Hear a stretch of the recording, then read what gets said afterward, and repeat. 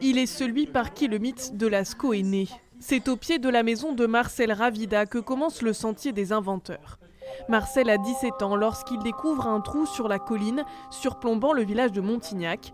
Il s'équipe alors pour l'explorer. Il a mis une mèche classique, voilà. Et ça sera la lampe pour explorer notre souterrain.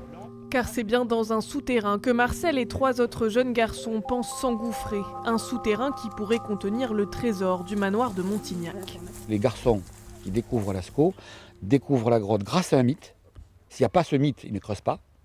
Et par contre aujourd'hui, c'est eux qui ont fabriqué le mythe sans le savoir. C'est-à-dire quand quelqu'un creuse dans une grotte, il s'attend à trouver Lascaux. Voilà, le mythe est renversé. Donc c'est plus qu'une histoire, quoi.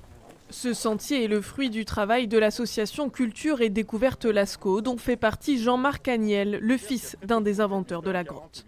À chaque fois, j'ai un petit pincement au cœur quand j'en parle de Lascaux, c'est vrai. Et quand j'ai la chance de pouvoir visiter la vraie, ce qui est très rare, puisque ça fait 15 ans que je n'ai pas pu la visiter, c'est ce que je parle des poils qui se hérissent, c'est parce que bon, il y a vraiment un côté émotionnel qui est très très fort.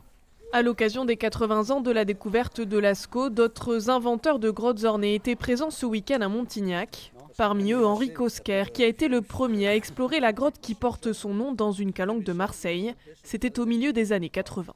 Tu sais, c'est comme tout, après tu es qu'un humain, en fin de compte tu trouves quelque chose de... Tu comprends pas ce que c'est. Comme j'ai dit, quand j'ai eu la première peinture, j'ai dit... Qui c'est qui est venu taguer là? Puis après, comme toute découverte, tu vas le partager avec tes amis, tes proches. Partager leur histoire, c'est ce que font encore aujourd'hui Marcel, Jacques, Simon et Georges, grâce à ce chemin qui perpétue le mythe de leur découverte.